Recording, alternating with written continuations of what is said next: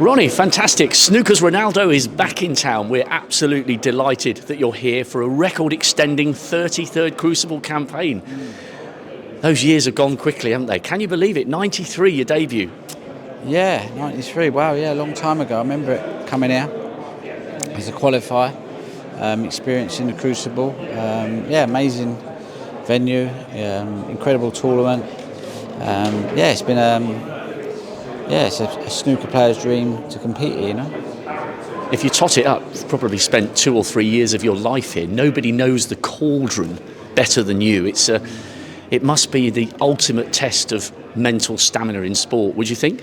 Yeah, I think it's definitely a true test. You know, 17 days, long matches, long sessions. You know, concentration. A lot of concentration is required, and just to play some good solid snooker. You know, this is a real test of, you know, kind of steady game is what's required for this event. And we obviously haven't seen you since January. How are you getting on with the new cue? Because I heard that you had a cheeky little 147 overseas on your practice. How are you going with the new cue? Yeah, cue's fine. Cue's not too bad. It's just more what I do with a cue that's more concerning. And are you happy? Are you content to be here? Because that's the most important thing. Are you happy? That's what people want to know with you, because the sport cares about you. Yeah, no, I'll always love the game. I just it's just I don't know. Listen, I tried a kind of new training technique method 6 years ago, and I think it's completely stopped me from playing on knowing what I used to do. So that's been a difficult thing, and I just don't know how to kind of get back to somewhere near how I used to play. So I'm not sure it's actually fixable, if I'm being honest, especially at this stage in my career. But I will give it a couple of years to try and rediscover a way of playing where I feel like I can hit the ball. But at the moment, you know, it's pretty scary, if that's the right word. You know, the white ball's doing things that I've never seen it do before. It's not like, so with a still ball sport, you can't blame the balls. You know, the balls will go where you have instructed them to go, and some of the angles and the reactions that I'm getting from the ball is obviously telling me my timing is really out of sync. So, you know, and the lines that the white's taking, I'm thinking, well, I don't know how the whites took that line. It's obviously something I've done. So it's really hard, you know, to navigate my way around the table. Whereas before, I just used to see it and kind of just go, yeah, I can get that white there, no problem. Now I'm like, I can't get that white there, and there. So I'm having to bail out a lot. I'm having to, you know, play a game that I'm not familiar with, to be honest with you.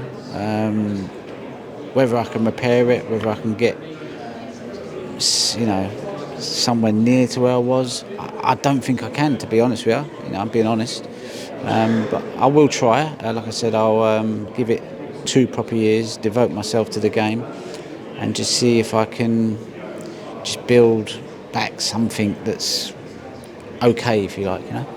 It sounds as though, from what you're saying, as if perhaps it just doesn't feel quite as instinctive as it used to. Yeah. No, I've lost probably that instinctiveness, but just what I'm seeing when I'm down on a shot is not good. It's like sometimes I'm not sure I can actually hit the right side of the object ball. So if I'm aiming to try and hit the right hand side of the red, I feel like I just can't get to that hitting point. It's like I can only see the left hand side, and I just think, well, you know, and so then you start, you know, losing your smoothness through the ball. You lose your timing, you know, and everyone has days where they lose their timing or whatever.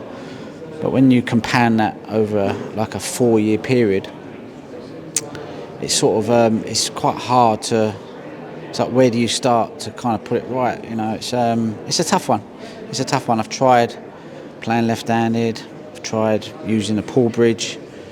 You know, I've tried a lot of things. You know, and they're just not really gonna be enough, I suppose. So we'll see. We'll see where we get. And yeah. Is it age-related or is it much more technical than that? I don't know.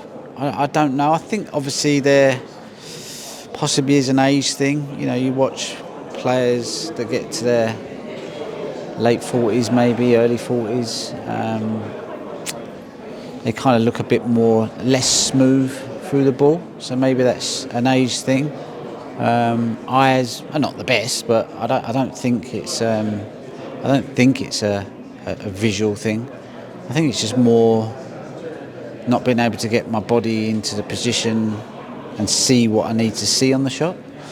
So I'm having to compensate, and my arm and my body just don't feel like they're connected in any way and what I'm seeing. So it's quite scary, you know, to even get down and play a shot, because the most simplest of shots feel like they can go wrong. So you're having to, like, I don't know. It's like guesswork a lot of the time, you know.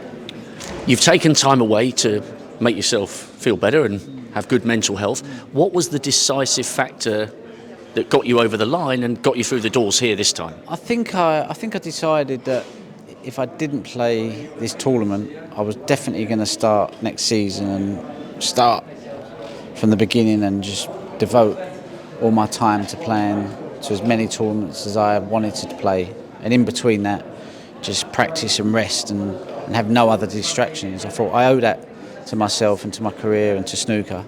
And then I was a little bit bored because obviously taking some time out. So about a month ago, I got my cue out, my case, and just thought, well, just practice. There's no pressure on it. I'm not planning on playing anything. And we'll see how we go. And then obviously got to this tournament, and Barry Hawkins gave me a little bit of, you know, support, if you like, which was nice, and Steve Peters as well.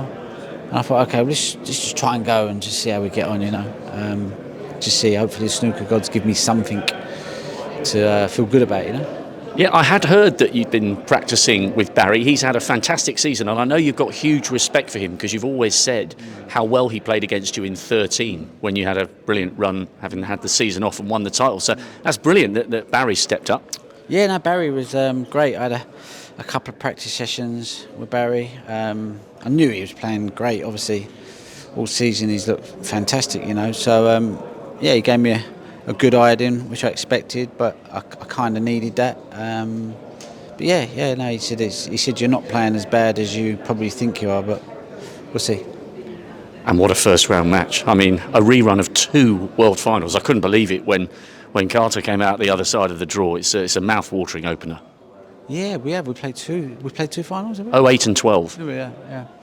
Yeah, no, like, definitely, you know, Ali's a brilliant player, you know. He's had some good seasons, last couple of seasons, and started off a bit shaky this year, but he looks like he's found some good form again. So tough test, probably. You know, you'd have to make Ali favourite going into this game, but you know, if I can just try and make a game of it, that'd be great.